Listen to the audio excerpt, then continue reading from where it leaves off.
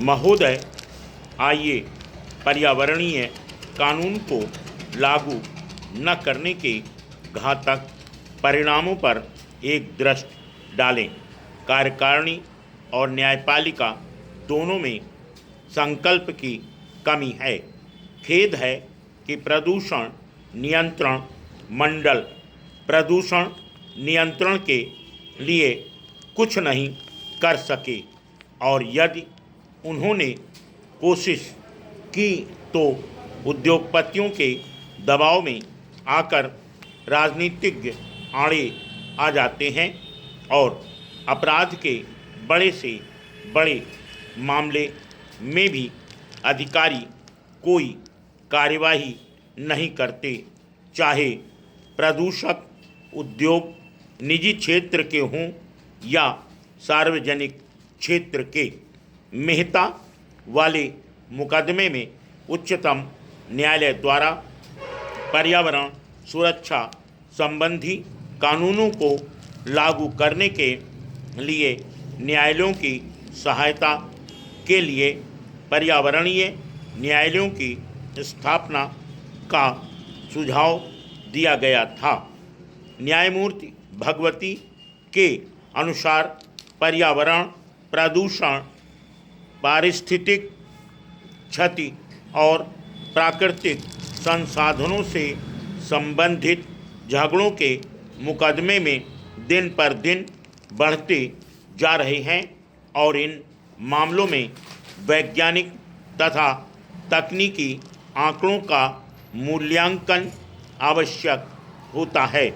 इसलिए क्षेत्रीय आधार पर पर्यावरण न्यायालयों की स्थापना की जानी चाहिए, जिनमें एक न्यायाधीश के अतिरिक्त मामले की प्रकृति और अपेक्षित विशेषज्ञता को देखते हुए पारिस्थितिक विज्ञान विषय के 2 विशेषज्ञ हों। तथापि पर्यावरणीय न्यायालय के निर्णय के विरुद्ध उच्चतम न्यायालय में अपील का अधिकार हो। प्रदूषक उद्योगों में शक्तिशाली निहित संबंधों के कारण श्रीमती मेनका गांधी पूर्व पर्यावरण एवं वन मंत्री भारत सरकार के समर्थन के बावजूद इस प्रस्ताव पर कार्यवाही नहीं की गई। प्रदूषण में पैसा है और नौकरशाही पैसे वालों का साथ देती है तथा पारिवारिक न्यायालय पर्यावरण न्यायालयों के प्रति अति संवेदनशील हैं। पर्यावरण विज्ञान उनके लिए यह एक नया विषय है।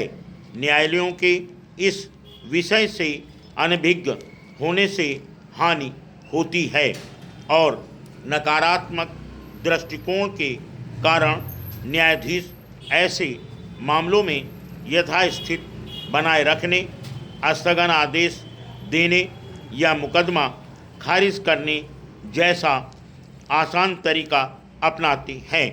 उच्चतम न्यायालय के कारण न्यायाधीशों ने इस दिशा में प्रशंसनीय कार्य किया है, किंतु पारंपरिक न्यायालयों के विद्वान वकील प्रदूषण नियंत्रण के संरक्षक नहीं हैं, क्योंकि वे कानूनी प्रक्रिया संबंधी जोड़ तोड़ में लगे रहते हैं और उन्हें का बनाम खा के पारंपरिक मुकदमों से ही फुर्सत नहीं मिलती और न ही उनमें पर्यावरणीय मामलों को निपटाने की विशेष योग्यता होती है। सामाजिक कार्यकर्ताओं द्वारा दायर किए गए सामाजिक न्याय संबंधी मुकदमों की सुनवाई के लिए उनके पास समय कहाँ है। इसका असर सारे समाज पर पड़ता है, जिसमें न्यायाधीश भी शामिल हैं। आज अन्य लोगों की तरह उन्हें भी दूषित वायु में सांस लेना पड़ता है, प्रदूषित पानी पीना पड़ता है, वनों की कटाई और रेगिस्तान का वे भी रोना रोते हैं और प्रचुर मात्रा में उपलब्ध अनेक नैसर्गिक लाभों से वंचित रहना पड़ता है। लेकिन प्रकृति का आनंद लेने के लिए कवि जैसा संवेदनशील हृदय होना चाहिए जो जीवन की कविता से परिपूर्ण हो, जिसमें विश्व बंधुत्व की भावना, प्रकृति से एकात्मकता और प्रत्येक मानव के जीवन के अधिकार के प्रति प्रेम हो।